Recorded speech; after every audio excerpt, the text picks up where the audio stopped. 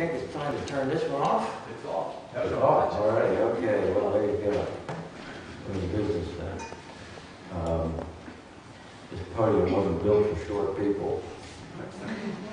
When I was 10, I thought that I would live forever. I could kill whatever I pleased. I was all that mattered. How else can one explain the firecrackers stuffed down throats of frogs and lit? Hop, hop, and boom!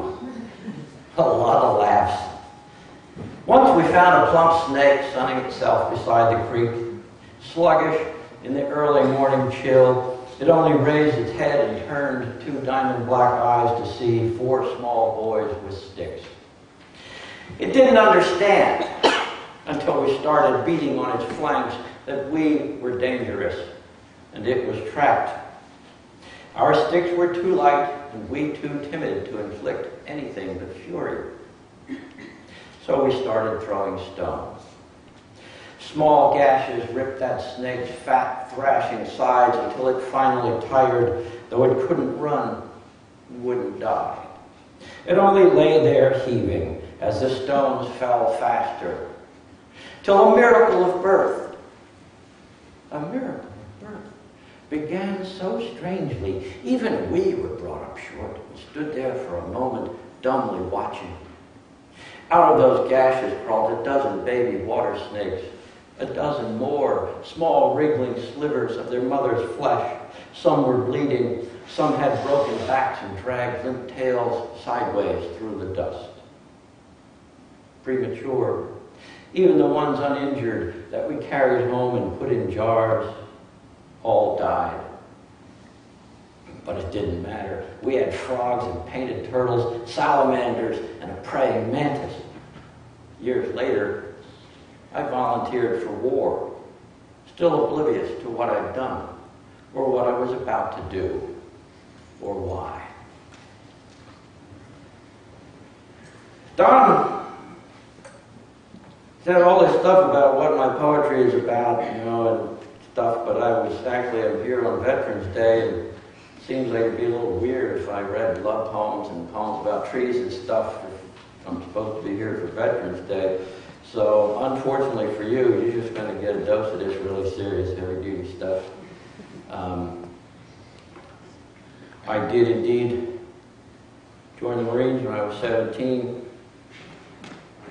Went to Vietnam quite willingly. Bring me back a souvenir, the captain called. Sure thing, I shouted back above the Amtrak's roar. Later that day, the column halted. We found a Buddhist temple by the trail. Combing through a nearby wood, we found a heavy log as well.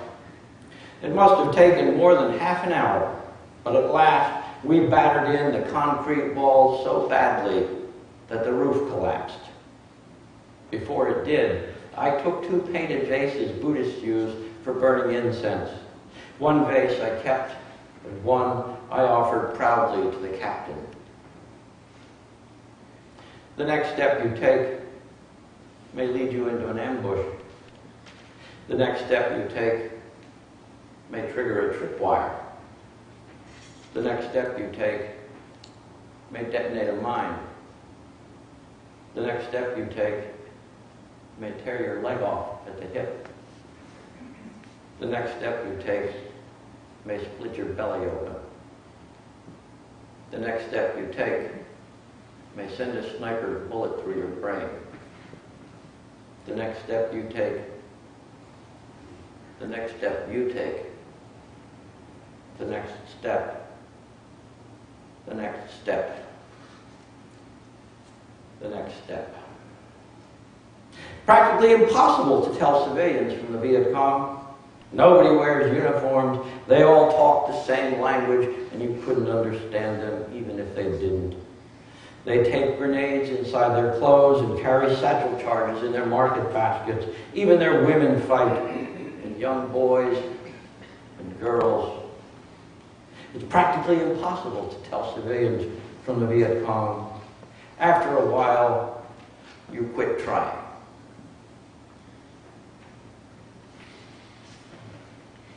I always think of that one when people want to thank me for my service. You really want to thank me for that? Okay. I don't think so. Guns. My father was a UCC minister, by the way. I thought our church was kind of liberal, but I always had to wear a jacket and tie to church every Sunday. Man, you guys are like a bunch of Catholics. They just had to show up. First time I went to a Catholic church service was a midnight mass when I was in high school, and man, there were people there putting jackets and stuff. I thought, this is cool. Guns. Again, we passed that field green artillery piece squatting by the Legion post on Cheltenham Avenue, its ugly little pointed snout ranged against my daughter's school. Did you ever use a gun like that? My daughter asks, and I say, no, but others did. I used a smaller gun, a rifle. She knows I've been to war. That's dumb, she says. And I say yes, and nod because it was, and nod again because she doesn't know. How do you tell a 4-year-old what steel can do to flesh? How vivid do you dare to get? How explain a world where men kill other men deliberately and call it love of country? Just 18, I killed a 10-year-old. I didn't know. He spins across the marketplace, all shattered chest, all eyes and arms. Do I tell her that? Not yet.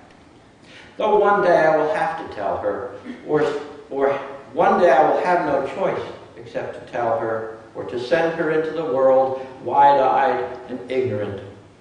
The boy spins across the years till he lands in a heap in another war, in another place, where yet another generation is rudely about to discover what their fathers never told them.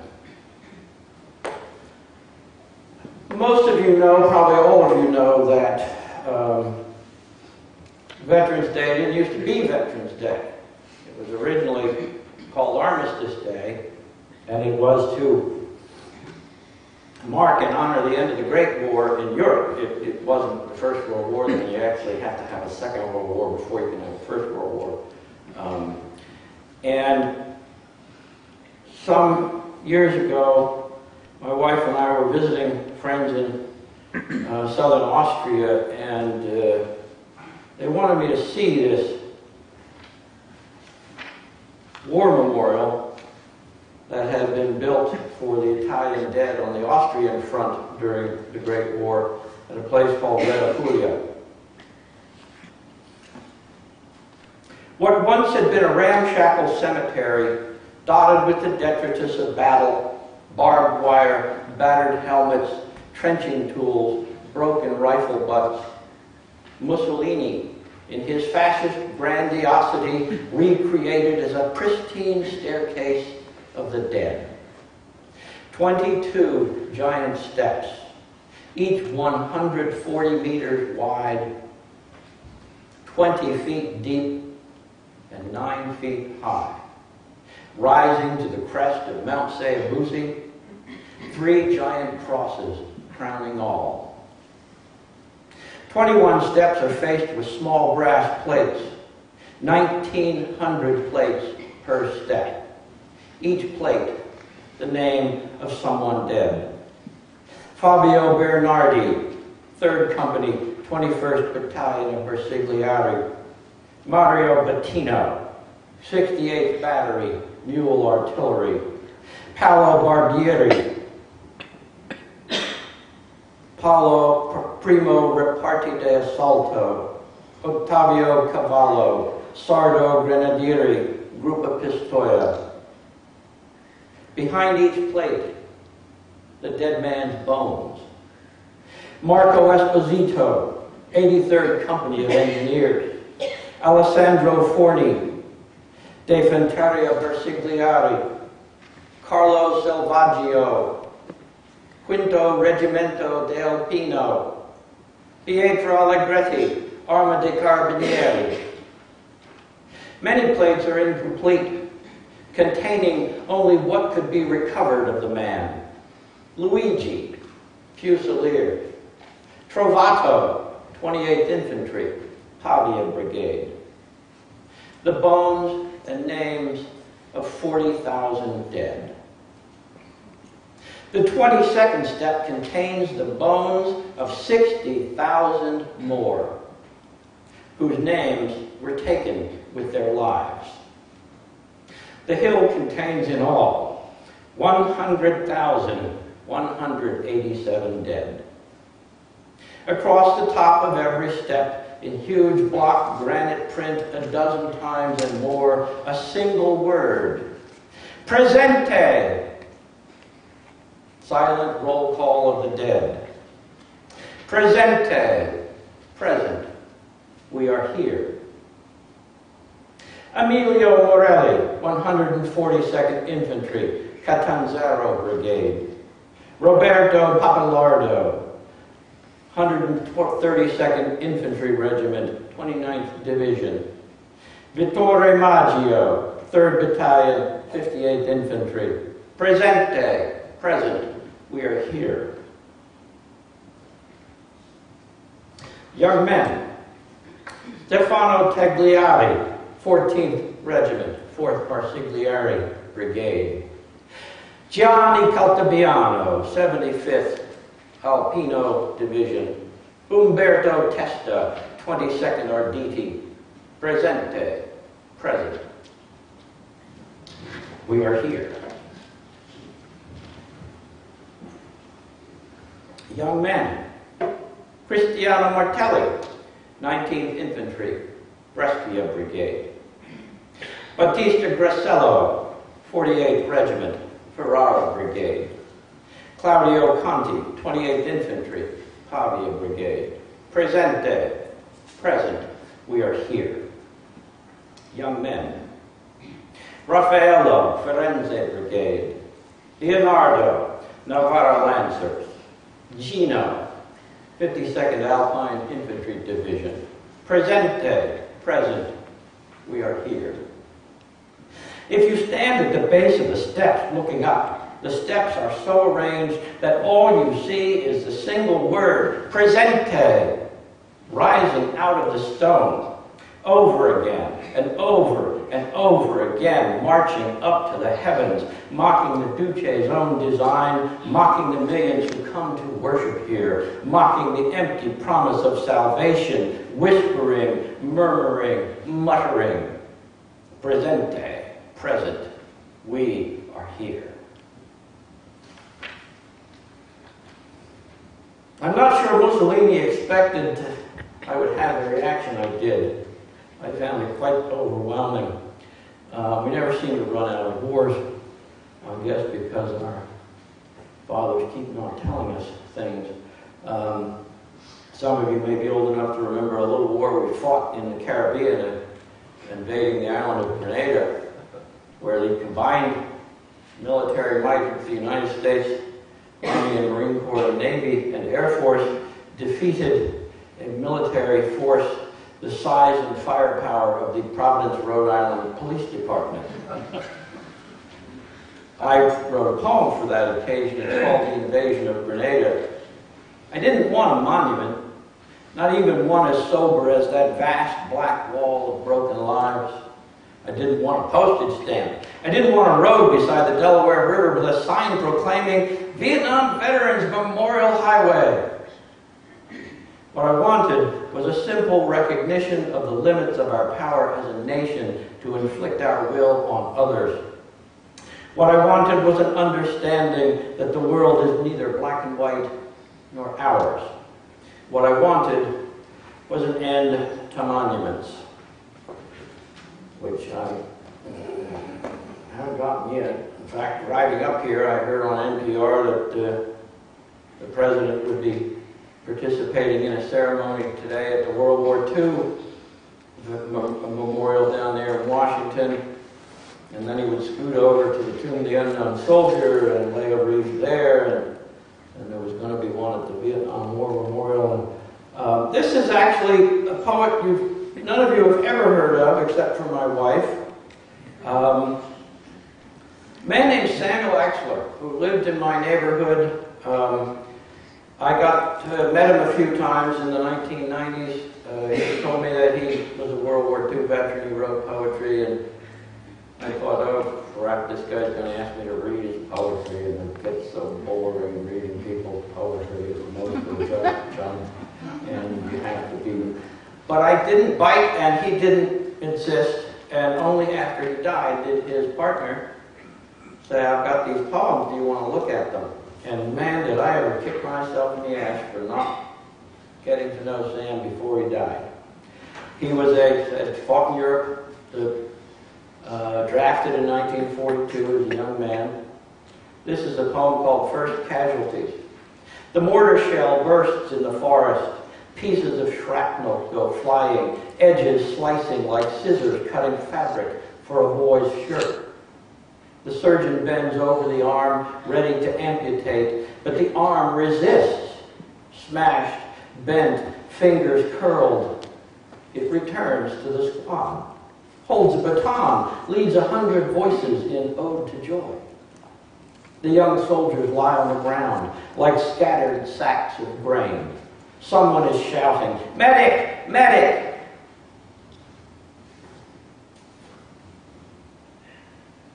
When I was young, I put on another life with my olive drab uniform, and I slept under government-issued blankets on the bare rifle range, barren as a parking lot. I learned to squeeze the trigger, a study precise as a formal table setting. Beyond the rifle range, the ocean.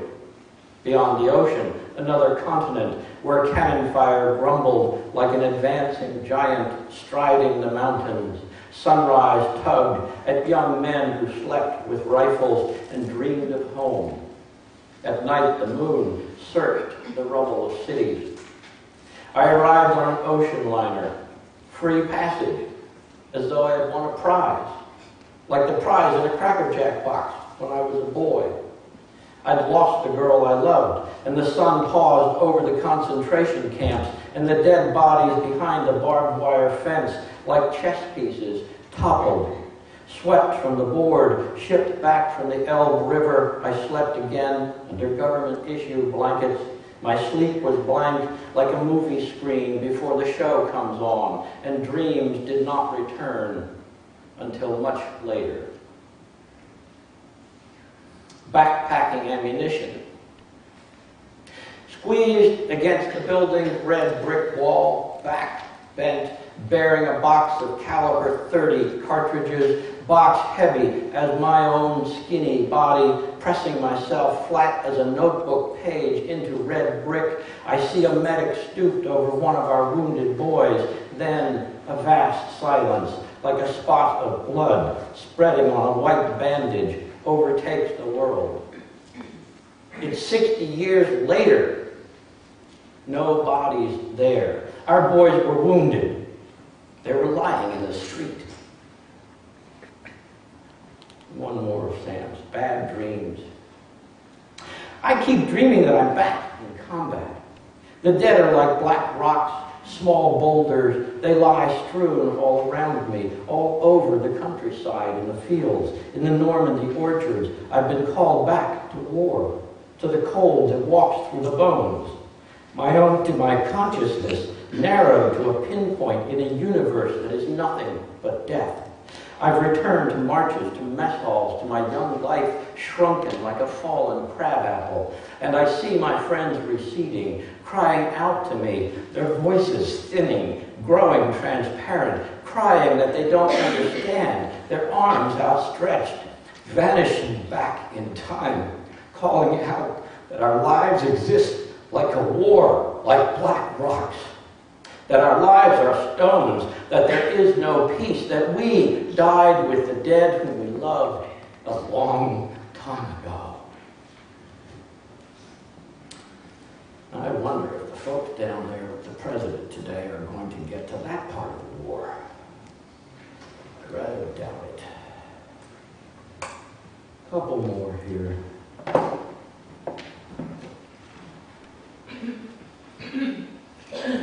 I think that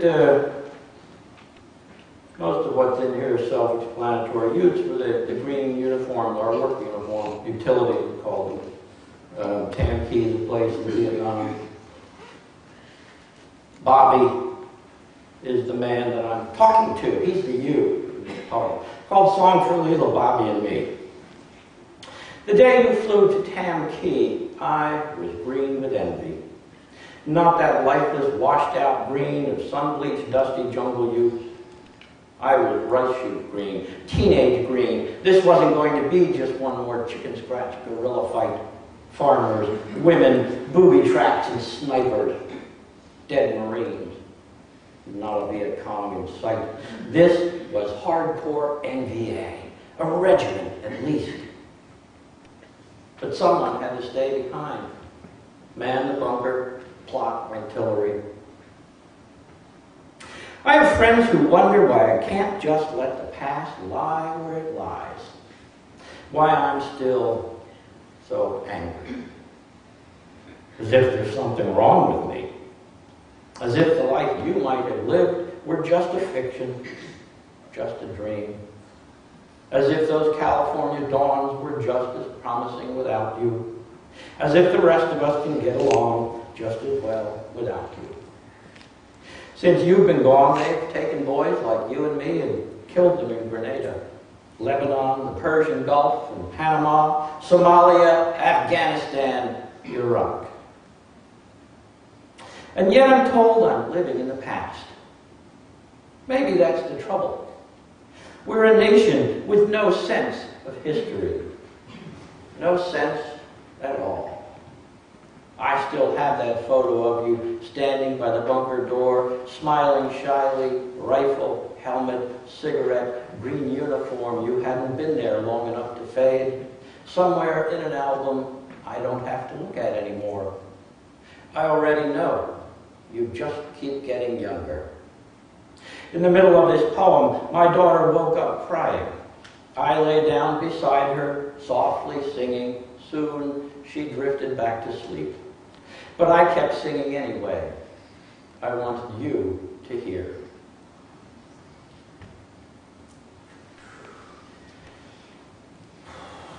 My father,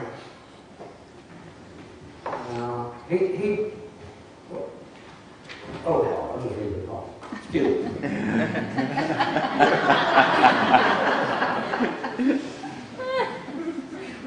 This is called What Makes a Man. Even as my dad lay dying, cancer back a second time and moving fast, he blurted out, I should have fought. Apropos of nothing. Out of nowhere. But the secret reservoir of memory and shame he'd carried all his life. The weight of it I never fully understood until that moment. World War II, he meant. The two of us alone, a man who nursed the great adventure of his generation. Ike's great crusade, the crucible for all those other men around him all his life. The test they passed, the club he couldn't join. His son, the ex-Marine, the one who'd come back home from Vietnam insisting it was all just bullshit. Just a lethal scam that only proves how gullible each generation's cannon fodder is. Only in that moment in that room did I begin to grasp how impotent my father must have felt through all those years. How much he must have taken my enlistment as a personal rebuke. And how my subsequent insistence that I'd validated nothing in myself must have been to him a kind of treason. Dying now in 1988, he still could not let go of Cousin Bob, who'd been dismantled by a German mine, but died a man in 1945.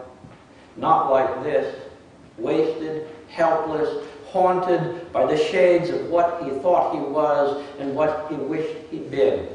A nurse's aide to change his bedpan, too much time to think, and nothing either one of us could do to change a thing.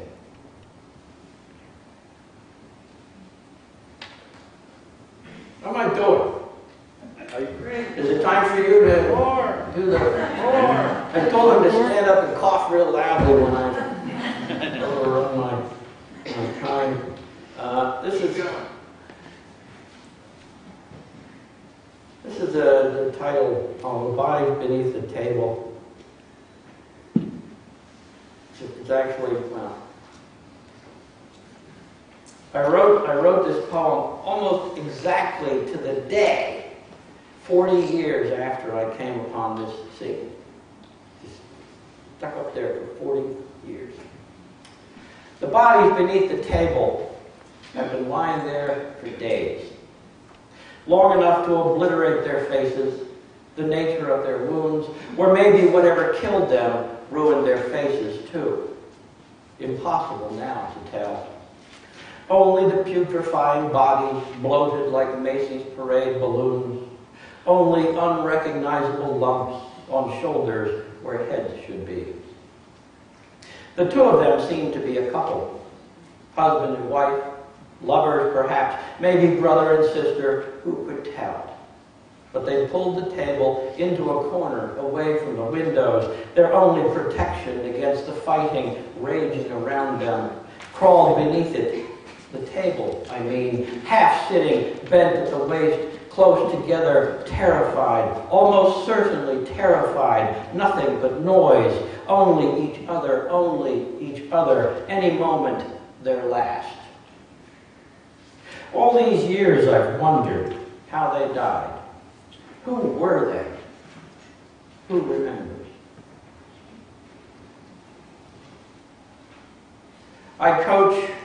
I teach high school, and I coach the winter track team. You all are pretty much like older people like me. Do you know what suicides are as an exercise? It's a thing where you start on a football field, you run out 10 yards and you do push-ups, and then you run back again and do push-ups, and then you run the 20-yard line and do. So you do that all the way out. So, this is coaching winter track in time of war. The boys are running suicides on the football field today. 10-yard increments out to the 50 and back again. Push-ups in between. It's 30 degrees, but they sweat like it's summer in Baghdad.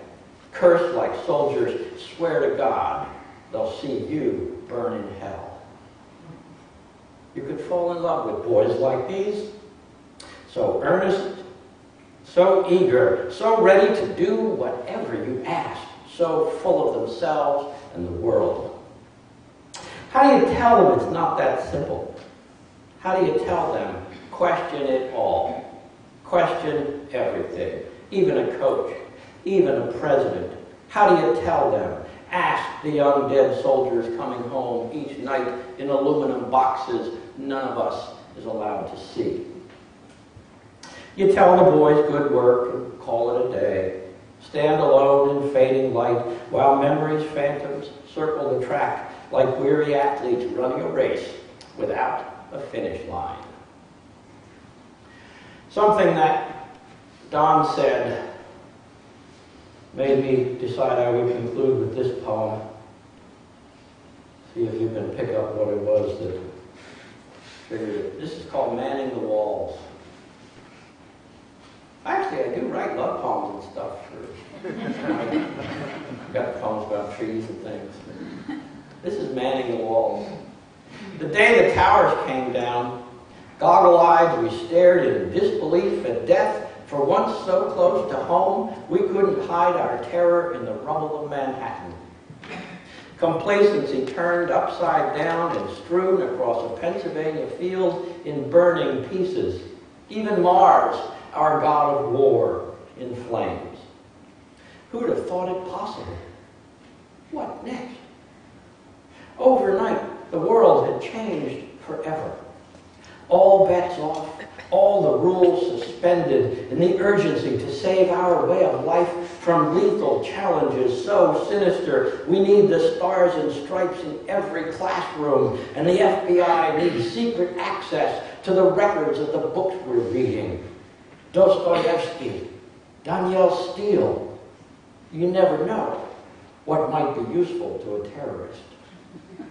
Well, okay, I was as scared as anyone that day. And I won't deny the world we live in is a dangerous place. But I remember gazing at the tiny dot of Sputnik in the darkness over Percy when I was only 9. My country at the mercy of the Reds. The world changed forever overnight.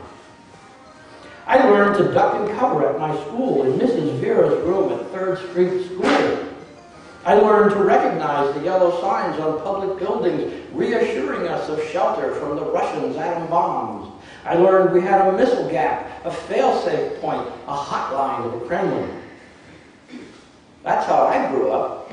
Nikita Khrushchev, Ich bin ein Berliner.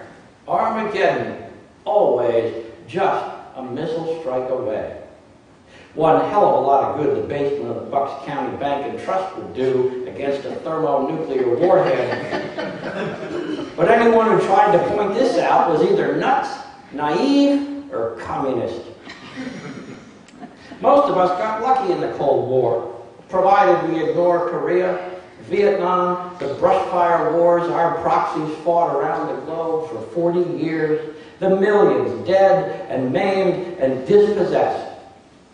At least we never dropped the big one, well, only a couple of times, and the good old USA came out on top. No wonder our surprise on 9/11 to discover Huns outside the gates again. Cry havoc, sound alarms, man the walls. But any history buff can trace the rise and fall of empires, Pax Romana, rule Britannia, Persia, Babylon, Ottomans and Incas, by the sword made arrogant, and by the sword brought down. Catastrophe is history's middle name. And taking off our shoes in airports, locking up librarians, inventing threats that don't exist, I pledge allegiance to the flag, one nation, under God, or not, isn't going to save us from the Visigoths, the Mongol hordes, Bin Laden, or ourselves. Barbarism, communism, terrorism, name your ism, something's always out there in the darkness wanting in. You'd think by now, we're talking generations here, millennia, the whole of human time. We'd figure out we're all in this together, and it's time to learn to share. Ask the Greeks, ask the Hittites, ask the dinosaurs. Thank you very much for listening. My father was disappointed that I did not follow in his footsteps, but here I am giving the sermon in church.